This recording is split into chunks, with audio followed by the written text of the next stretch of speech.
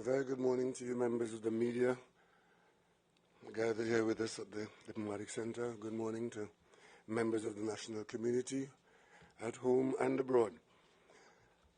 I'm very grateful that you're up this early, and I promise you that we won't be very long, but it's important that I do what I usually try to do on occasions like this. As you would know, ever since I've had this post as Prime Minister, whenever I have to travel abroad, once the time permits and the logistics permit, I usually either speak to you on the way out or on the way in. But depending on how the arrivals and departures go, sometimes I am not able to do that. On this occasion of a fairly extended trip abroad, I was unable to speak to you on the way out or on the way in because of the times of the flights. So this morning, I would just brief you on what the Trinidad and Tobago delegation has been engaged in, particularly in the last 10 days.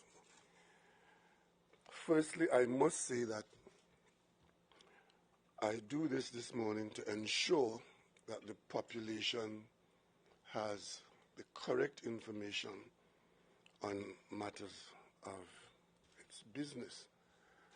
I traveled as head of the government and head of the energy subcommittee of the cabinet, and also as head of a delegation which included the Minister of Energy, to meet with the decision makers who make significant decisions that are having and could have and will have significant consequences for the circumstances of the people of Trinidad and Tobago. So I traveled with Minister Young, who holds the office of Minister of Energy and also has always been, as a senior corporate lawyer in this country, very experienced. He functions also as minister in the office of the Prime Minister, and who has been very involved in the months and years of direct discussions and negotiations that Trinidad and Tobago has been having with principals in the energy sector. I want to point out to the people of Trinidad and Tobago, if only for clarity, that we are still very heavily dependent on our earnings from the energy sector, whether it be oil, gas, or petrochemicals. Without the earnings from those three sectors, our budgetary arrangements would be extremely challenging and dire. So it is in the interest of Trinidad and Tobago to ensure that the best arrangements are in place in these three areas, notwithstanding what else we do in the economy, especially in the context of diversification. We have to understand that we are still heavily dependent on the outcomes of oil, gas, and petrochemicals. The second point I want to make is that the government of Trinidad and Tobago does not produce gas.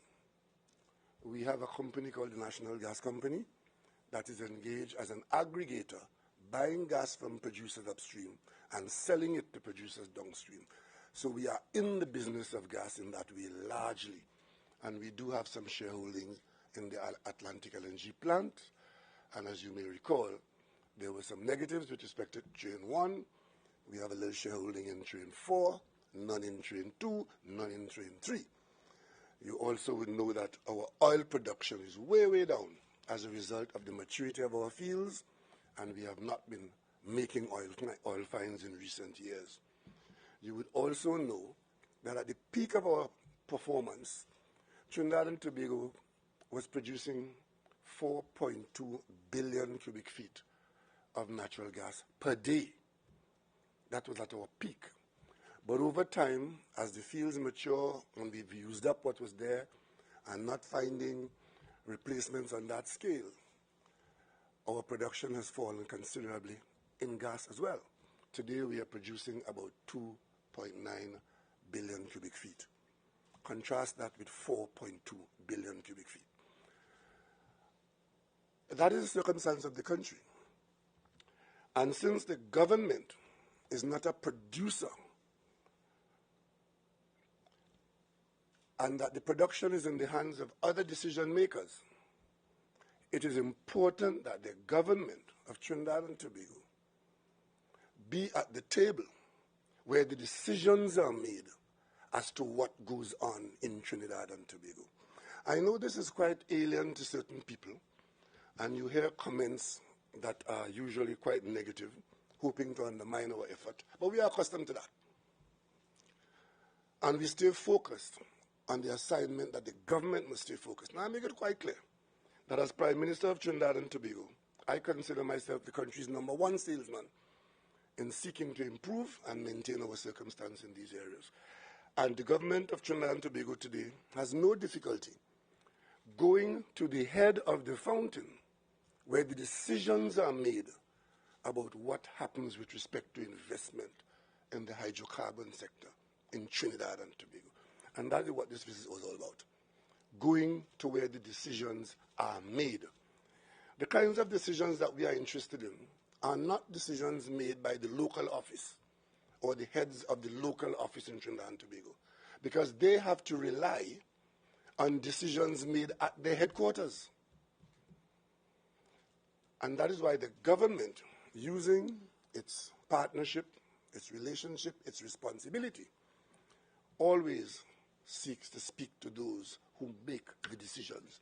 And I can tell you, we have benefited considerably from that, because while the case can be made to the local officers, such a case is far better made at the table where the decisions to go, to stop, to participate or not is made for those companies. And that is why for the last week and more, we have met in the following way. We started out in Zurich, where the company, the petrochemical giant Proman, has its headquarters. And as you know, Proman is heavily invested in the oil and gas sector of Trinidad and Tobago, in both the upstream, the downstream, as a petrochemical giant, and in more recent times, with the encouragement of the government of Trinidad and Tobago, it has involved itself in the upstream production of natural gas from small fields by a company called De Novo. Proman owns and operates 14 petrochemical plants in Trinidad, producing and marketing methanol, ammonia, UAN, urea, and nitric acid, and employs 1,100 persons in some of the best jobs in Trinidad and Tobago operations. Proman has invested in upstream gas production via a new subsidiary called De Novo. The government of Trinidad and Tobago is encouraging these investments to ensure that all small pools and, I dare say, stranded gas fields are exploited at this time. It is our intention to extract every molecule of gas that is available to us, bring it to shore, bring it to plant, and take it to market. That is the government's position. The principals of Proman at their global corporate headquarters met and discussed their current and future investments in Trinidad and Tobago, and highlighted how these investment decisions for Trinidad and Tobago fit into the group's expansion plans. The government of Trinidad and Tobago encourages this. Proman's executive happily includes many citizens of Trinidad and Tobago, some of whom made technical and business presentations to the Trinidad and Tobago delegation and held valuable discussions with the team in Zurich, Switzerland, and Düsseldorf, Germany. I want to make it quite clear, contrary to what is being put out by the opposition, we did not go to Europe to visit any plant. And we don't need the opposition to tell us that Proman has plants in Trinidad and Tobago. especially an opposition that didn't even know that the government had a shareholding in the LNG plant. We didn't go to visit any plants. We went to hold discussions about programs and possibilities for investment and technical considerations for developments on the road ahead. So we met with the engineering and the technical and the business and the shipping teams in Europe. That's how we went there, not to visit any plants. At the corporate headquarters in Zurich, the executives provided an overview of the group's global operations, which are spread over 11 countries. And I want to make a point here to the people of Trinidad and Tobago. Proman, this major international company in petrochemicals, is really a Trinidad and Tobago-based company. But it has grown to 11 countries abroad. And what happened on this trip is that they brought their people to meet with us, and discussions surrounded future exploration and production of natural gas to provide feedstock for the plants in Trinidad and Tobago, new developments and investments they're making in shipping, and the possibility and potential, with the encouragement of the government of Trinidad and Tobago, for Trinidad and Tobago to be using methanol, for Proman to be using methanol as a fuel for ocean-going vessels, and for Trinidad and Tobago to be a major refueling point on the global transportation routes. There were discussions for opportunities for Trinidad and Tobago to access financing for new projects, including new technologies and financing of green energy in the energy sector, and the possibility of investments in alternative energy generation and energy storage. These are areas of potential involvement and growth, expansion and diversification going forward, where the government is encouraging private sector major investments using cutting-edge technologies and new decisions for the months and years ahead. The government of Trinidad and Tobago keenly encourages these developments as important parts of our economic expansion and elements of diversification. At Proman's Düsseldorf offices in Germany, their executives from Zurich, Switzerland, from Germany, Italy, and Portugal made presentations focused on projects being executed at several locations globally. These presentations focused on Proman's experience across the full value chain, from project development and finance, natural gas production, petrochemical production and marketing, logistics and distribution. All of these of great interest to the people of Trinidad and Tobago. There was discussion about the opportunity to deploy some of these resources in Trinidad and Tobago in future investments that would maintain and even expand our involvement in the wider energy sector. The Trinidad and Tobago ministerial delegation had informative and satisfying discussions with Proman's principals, David and Joseph Cassidy, and executives, many of whom are Trinidad and Tobago nationals, some of them you might know, Ricardo Mohammed, Managing Director of Group Operations, Anita Gajada, Managing Director, Marketing, Logistics and Shipping, Brian Ramsamir, Managing Director of De Novo. These were all part of the Proman team that sat down with us for 2 days in Europe. With respect to BP, you would know that Minister Young had been leading a team of experts in Trinidad and Tobago, as well as our hired experts from North America and Europe, to hold discussions with the main people in the LNG business in Trinidad and Tobago, with a view to restructuring the arrangements for producing and benefiting from LNG in the marketplace. Those principals are BP and Shell, and of course, it involves our national gas company.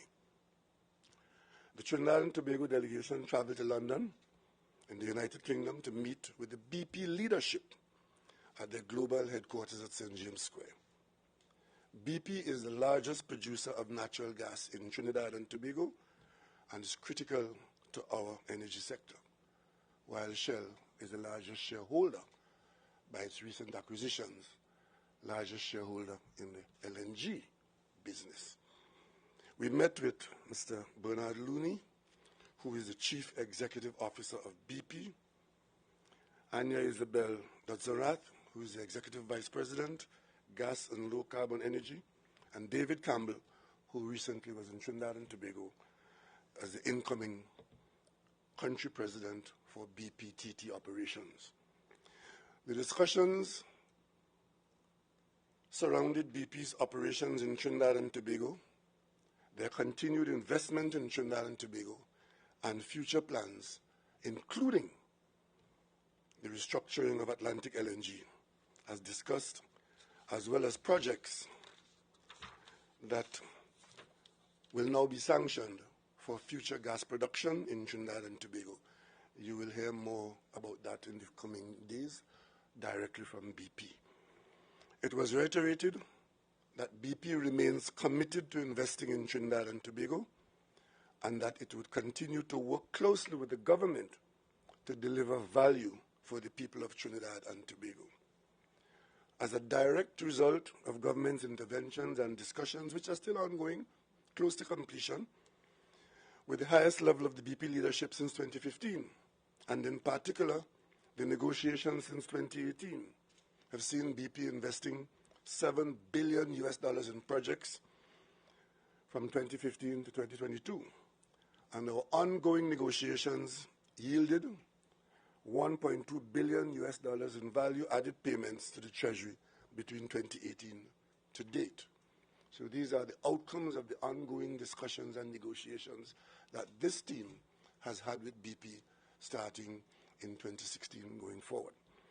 Importantly, it emphasized that BP should do future fabrication for its Trinidad and Tobago projects in Trinidad and Tobago, and that the government would work with BP and the local industry to make sure that this happens. We also discussed the current gas production challenges and plans for future gas production to sustain current levels, as well as the pathways towards future increased production. With respect to Shell, we met, Trinidad and Tobago delegation met with Shell senior executive leadership in The Hague, and we had in-depth discussions, and these discussions were facilitated at Shell's end with Wael Sawan, the Integrated Gas and Renewables Energy Solutions Director, Cedric Kremers, Executive Vice President LNG, Eugene Oper, who is the Senior Vice President and Country Chair for Shell Trinidad and Tobago, and other Shell executives. Since Shell's return to Trinidad and Tobago with its acquisition of British Gas, the government has worked closely with Shell to ensure its investment in Trinidad and Tobago and its expansion of gas production. Shell, with growing investments in Trinidad and Tobago, is one of the leading and largest players in the global LNG industry. The government's team was provided with an update on Shell's current Trinidad and Tobago natural gas production, which is at its highest level since Shell has re-entered Trinidad and Tobago. And it is currently at 850 million standard cubic feet per day, which is critical and as a direct result of the partnership between the government and Shell and the work that we have done with respect to ensuring that teams deliver fair value, both for Shell and the citizens of Trinidad and Tobago. We discussed future gas production outlook, including Manatee, which will be the largest investment in gas production in Trinidad and Tobago in a decade. Importantly, we also discussed the restructuring of Atlantic LNG and agreed to a new timetable to complete this soon. The restructuring of Atlantic LNG is setting a precedent globally, as this has never been done before. That is, the restructuring of LNG trains between private shareholders and a government, it is expected that when the terms are finally agreed, that Trinidad and Tobago will derive significant benefits in areas like shareholding, structure, and pricing. You will hear more of this in the coming weeks ahead as the I's are dotted and the T's are crossed. We also discussed the potential of hydrogen, carbon capture, and sequestration and storage, and an overview of the global gas market with emphasis on LNG. With respect to exploration for oil, we got a commitment from Shell to assist Heritage and the government of Trinidad and Tobago with respect to improved seismic interpretations on the Soldado field so as to bring about improved drilling completions and success as we seek to extract more oil from that proven oil field in the Gulf of Paria. These points I just made are to be taken in the context of a very disturbed global energy market. Prices are relatively good, but prices are very volatile. Production systems around the world are being challenged, and the marketplace is one where certain critical decisions are to be made now. The most critical decisions that we are facing in Trinidad and Tobago are decisions with respect to expenditure on new exploration. There's huge competition for exploration dollars. And if we sit idly by and wait for something to happen in our favor, it is quite possible that certain decisions which are critical to us may not be made in our favor. They may be postponed, shelved, or abandoned completely. In order to prevent that from happening and to ensure that the decisions are made where we are not left out, the trip that we have made is to ensure that those who make those decisions with respect to the companies that are operating in our fields, particularly offshore and in the petrochemical sector, that they make decisions knowing that the government and people of Trinidad and Tobago are anxious for those decisions to be made and that they are made in our favor and not being made with us being on the outside. And it's against that background that I could tell you that I'm very pleased that we are well positioned for a continuation of the investment profiles of these three companies that are critical to the economy and the wherewithal for the people of Trinidad and Tobago, BP, Shell, and Proman. Ladies and gentlemen, not very many of you stopped during the daytime to figure out what is our prospect in the next 5 years or the next 10 years, given our level of expenditure, given the revenues that are required to maintain the standard of living in Trinidad and Tobago. But there's a particular diagram that I gave Minister Young a copy to keep in his briefcase, otherwise I would have brought it here today. It's a diagram that shows what recent productions from recent fields have done with respect to allowing us to produce gas at the level that we're producing now, 2.9 billion cubic feet. And if we do not make the decisions that are to be made now and the investment that are to be made now, the diagram shows that by 2026, 2027, 2028, the levels of gas that would be available in Trinidad and Tobago, if no new improvements are had, will have far-reaching consequences for government revenues and, by, I dare say, for the quality of life of all the people of Trinidad and Tobago. And that is why we have been working overtime in the last 3 or 4 years, and this year, and the years ahead, to ensure that the projections of that graph are turned around, and it could only be turned around by new investment and successful production from new gas fields. The fields that we are exploiting now that we know and have in hand, which are producing gas for us now, it is a declining arrangement. With every day you extract 2.9 billion cubic feet, that's 2.9 billion cubic feet less in the field. And of course, it goes to zero in a known time frame. So in order to maintain our earnings, even at the current level, we have to find new sources to add as replacement to sustain our current levels. Very many people in this country are not connected to that reality. But I give you the assurance that the government of Trinidad and Tobago is connected to that reality.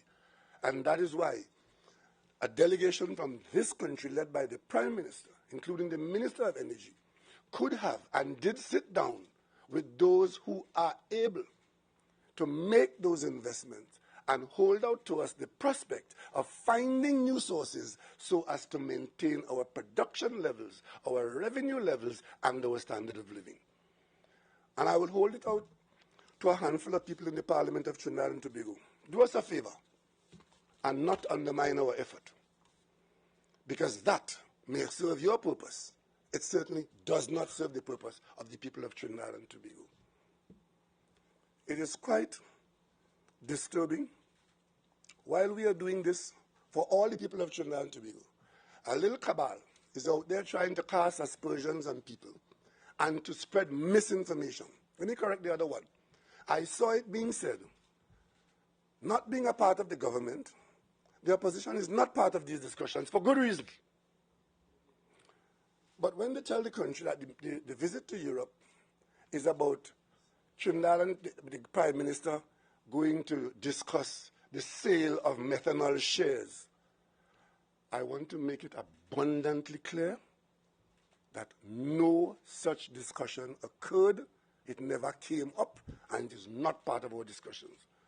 The government owns significant shareholding in a methanol plant which is run by Proman out in Oman.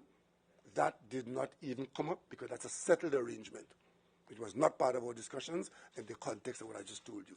So the opposition putting that out there is pure mischief. That is not an issue. Secondly, there was some other, it was about something to do with, it's only what I just told you, nothing else. Disregard everything else you've heard from the opposition, because they have a habit. Every time the government of Trinidad and Tobago goes abroad to conduct business for the people of Trinidad and Tobago, you have this little cabal of opposition people trying to feed into the entity, as they did with the Australians, or into the public domain, that there's something underhand about it. I saw them filing a question in the Parliament as to whether or not my delegation traveled on a private jet to Dusseldorf, implying that there's something wrong there. Well, since they're so concerned about how we got to the offices in Dusseldorf to meet our nationals and experts to talk about Trinidad and Tobago's business, I could add for them. We traveled in a Bentley from the airport, and we traveled in a bus in Zurich. And more than that, they gave us lunch and we ate it.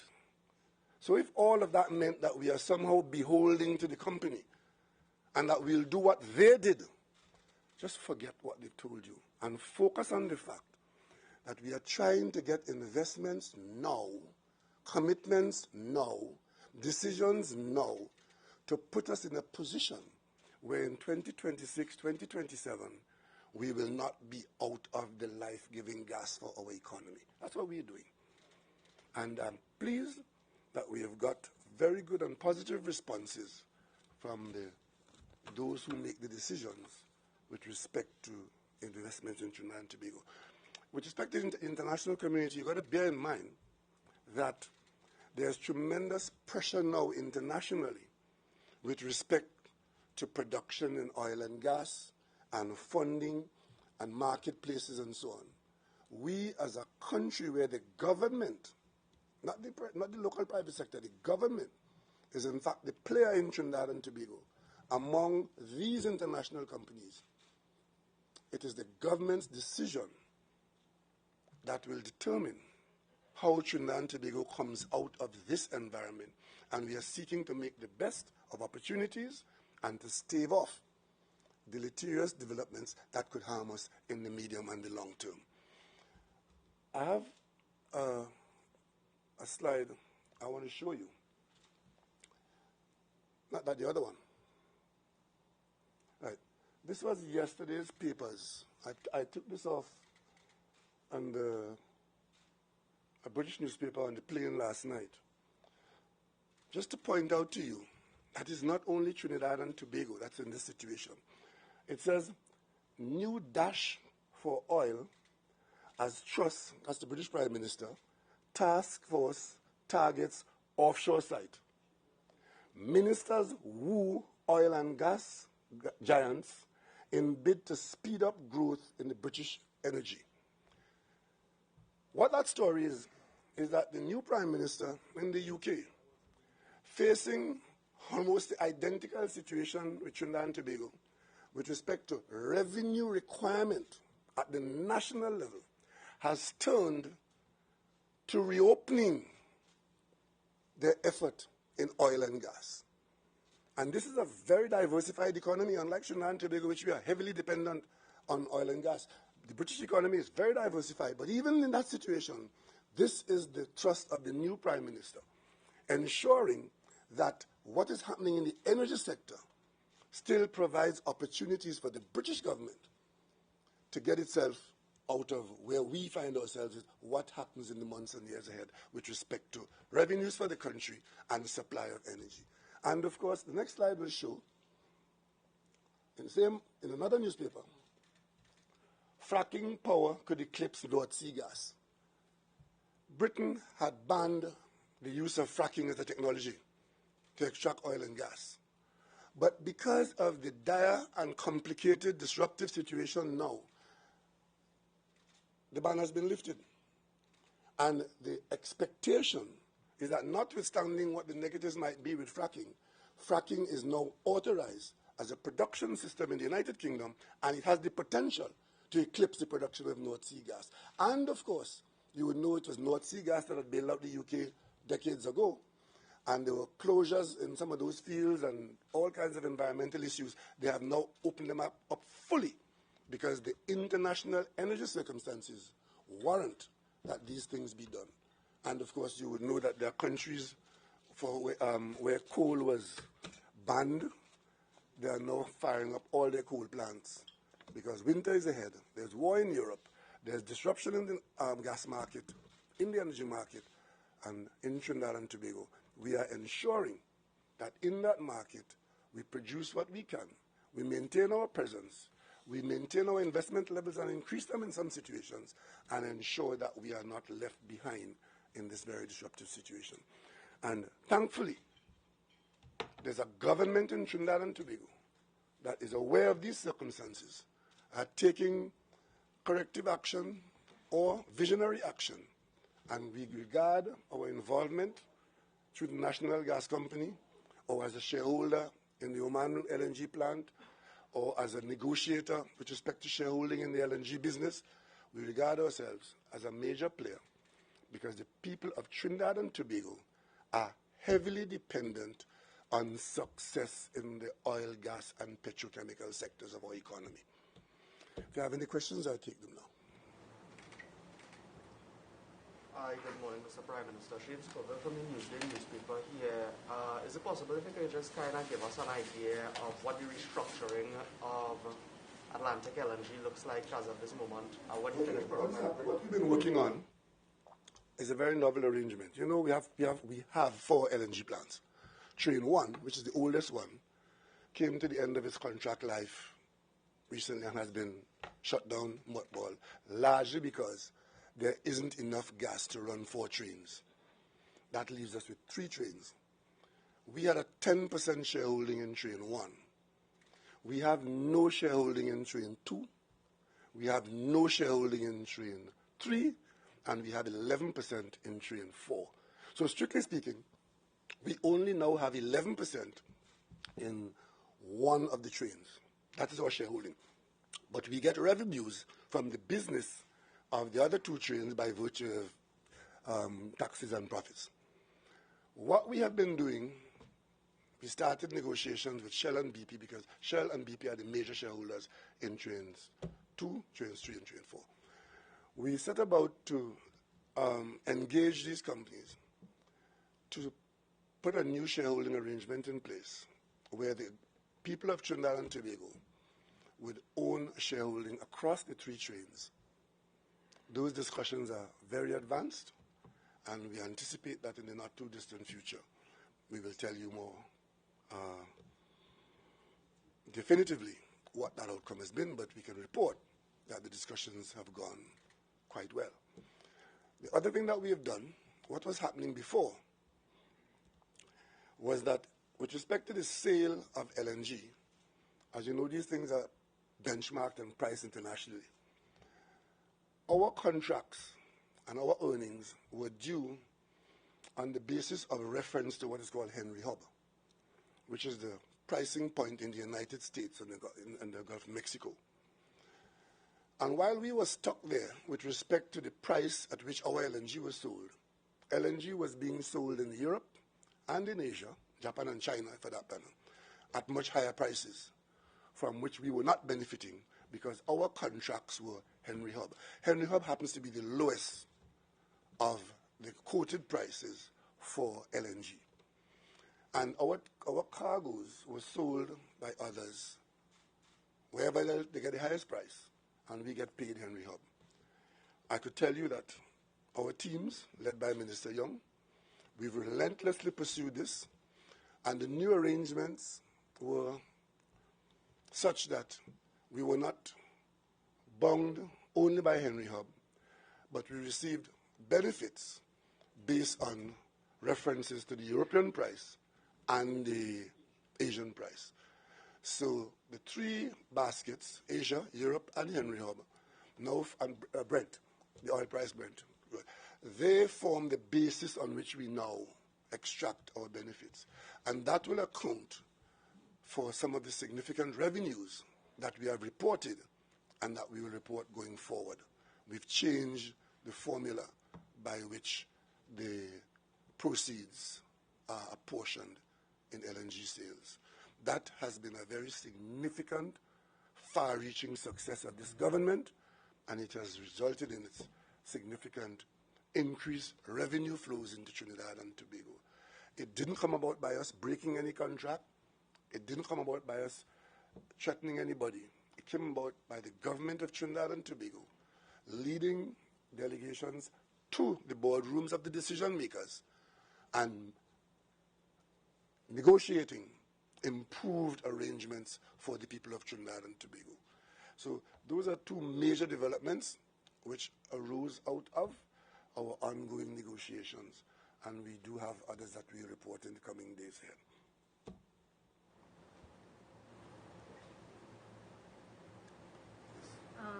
Good day, Ambika Jagesa Singh from CNC3 News. Sorry, I didn't get your name. Ambika Jagesa Singh from CNC3 Ambika? News. Yeah. The public wants to know. Tell us loudly. Ambika Jagesa Singh. Ambika Jagesa Singh. Jagesa Singh. Okay, we got a new one, people. Yeah. Prime Minister, if I may ask you a question on another topic. Not yet. If we finish this, because another topic. But anything else on this matter? As soon as we finish this, we come back to you. Surrender Campbell, TTT News, about what you spoke about Proman and the making us a hub, a place where the ships can come in and go out from this basis. Could you speak to us a little bit more about that, please? Yeah, well, there's the whole world now is striving for clean energy. And we happen to be a producer of one of the cleanest, which is methanol. We are a major producer and exporter of methanol. Proman has led the charge, again out of Trinidad and Tobago, in using methanol as a fuel for ocean-going vessels to replace bunker fuel, which one may regard as dirty fuel. Bunker fuel is the heavy part of the oil that, when you take out gasoline, diesel, and so on, and the bunker fuel is the typical fuel used for ocean-going ships. It is viewed as dirty. So if you use methanol, you'll be burning a clean fuel, and that will contribute to the world's response to climate change. So the government is encouraging Proman to promote methanol as a fuel which ocean-going ships can use. It is now demonstrated. There are brand new ships now being built for that purpose, one of which would be christened in Trinidad here in the coming weeks. And we're holding that out to the world, especially those vessels that come through the Panama Canal, going across the Atlantic to Asia, into the South Atlantic. Trinidad and Tobago is located, ideally, on that route with a supply of clean fuel. So what we're trying to do is to establish ourselves as a place for refueling with clean fuel. So our methanol, instead of going elsewhere to be used by others, if we generate this business here of clean fuel bunkering, then it holds out the prospect of great promise of things that can happen in Trinidad and Tobago. Because once we establish that as a major fueling point, then with all these ships coming to us, some would need repairs, some would need servicing, right?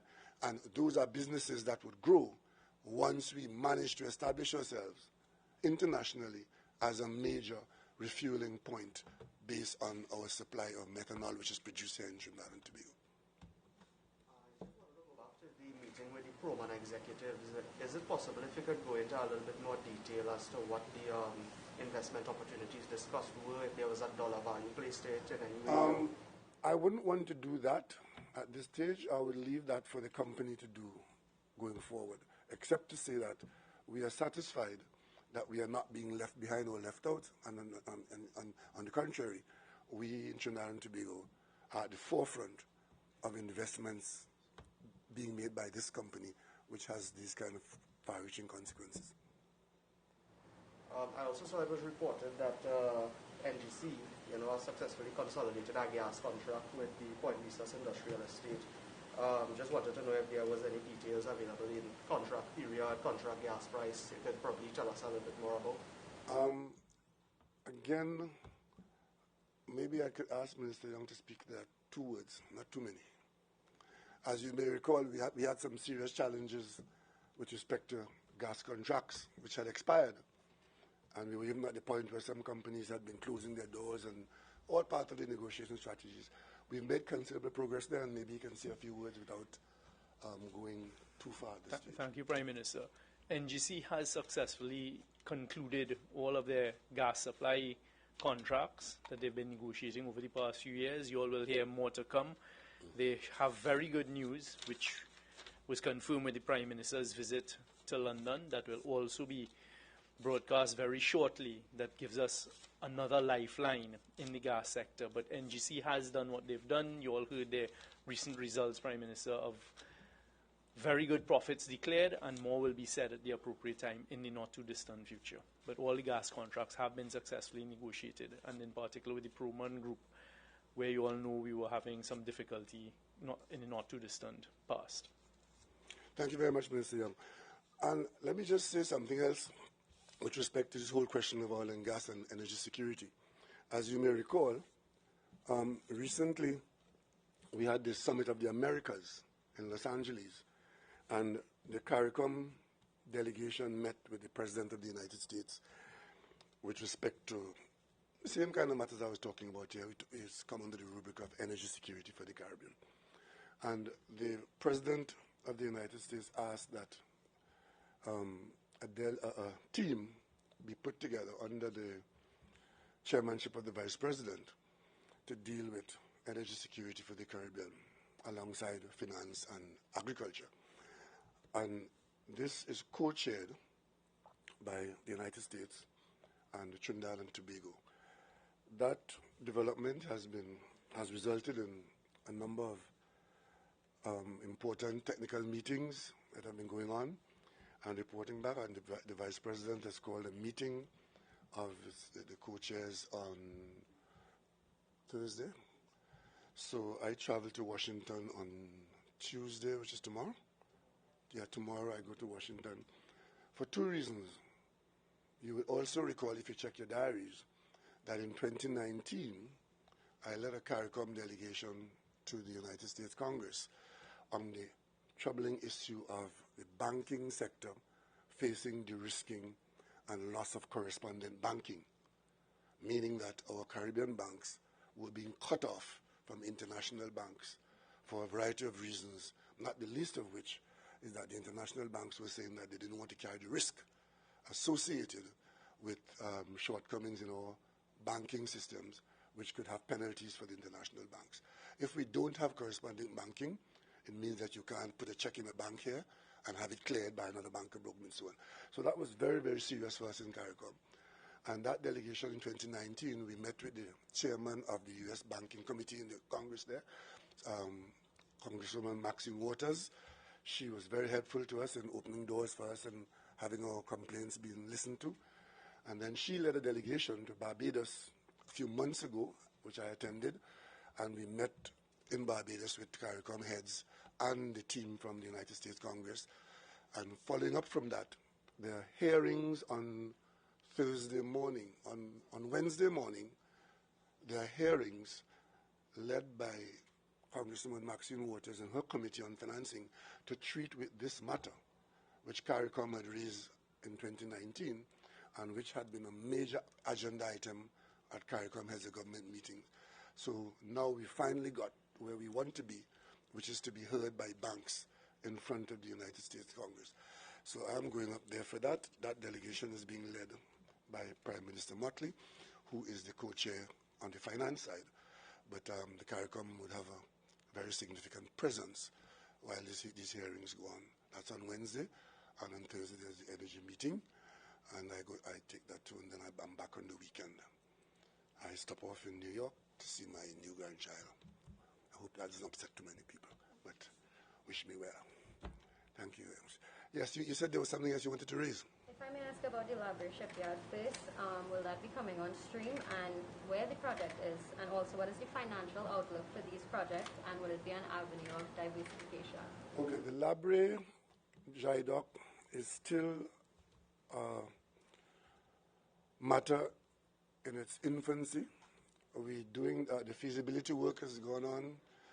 It is still something that we want to do. The principals are still on board, but what gives it a much better chance now is the fact that if we do become a refueling port, as we are advancing very quickly to, it makes it far more feasible to operate dry docking facilities in Trinidad and Tobago.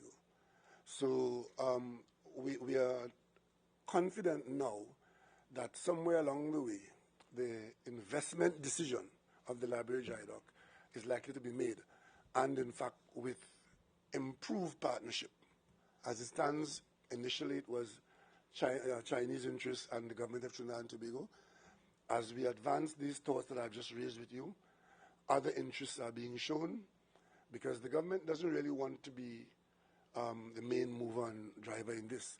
The more we get from the private sector and commitments from people with ships, the more feasible does dry docking in Trinidad and Tobago loom on the horizon as a major investment possibility. So we're still there, but not yet at the investment stage with numbers at this stage. The other question now, I'm sure you've heard about the brewing issue in Tobago. Any comments on the Duke and Folly situation, and are you concerned for the governance of the island itself? Yeah. No. Why would I be concerned about other people's political agendas as long as they stay within the laws of Trinidad and Tobago? It's still a free country. But the second part of your question is yes. To the extent that any of these developments negatively impact on the ability of public officers to discharge their duties, then the government has an interest in ensuring that we keep an eye on that. Just to go back to the negotiations that you would have attended in Europe, just wanted to know, for the sake of clarity, for the lay person, everyday person in the street, is there any short or long-term employment may be generated from these projects they may be able to look forward to? Well, let's put it this way. All of these investments will require people to carry them out. And I mentioned to you the commitment to have construction based in Trinidad and Tobago for any of the facilities that will arise once the investment is made. You know what that means. That means jobs, good quality jobs. Every platform we build here, every jacket we build, on the top side otherwise, these are opportunities. So while we don't speak specifically about a specific job, capital always needs labor to deliver on its promise. Okay? Thank you all very much. Oh, you have one more question? Okay, she has one more question. New lady has one last question. We're also hearing that the Prime Minister of Barbados is going to the IMF. Is that a cause of concern for us? No. Barbados has been in an IMF program. It's not that she's going to the IMF. Barbados is in an IMF program, and the program outlines pathways and milestones. And I think Barbados has done quite well in that first program in meeting the milestone. There's no disaster in going to the IMF if you end up requiring IMF assistance. That is what the IMF is for. But when you go to the IMF to get the assistance, the IMF usually lays down some very stringent conditions. So if you want to avoid those conditions being applied to you, you tend to avoid the IMF. But once you are in the program, Jamaica is in an IMF program.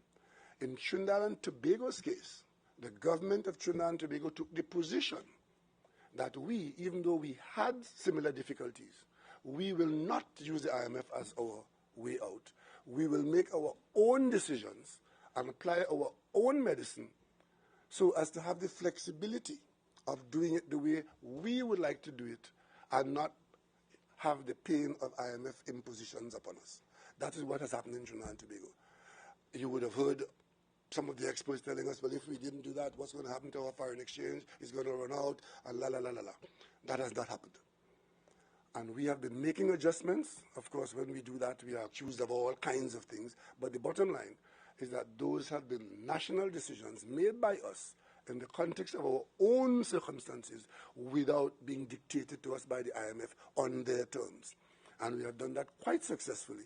And I dare say we are well away from any access to the IMF as a lender of last resort. You mentioned some travels also. Is the Queen's funeral, any plans to go to the Queen's funeral or an envoy? For me? Yeah. No. Our president will represent the country at the funeral.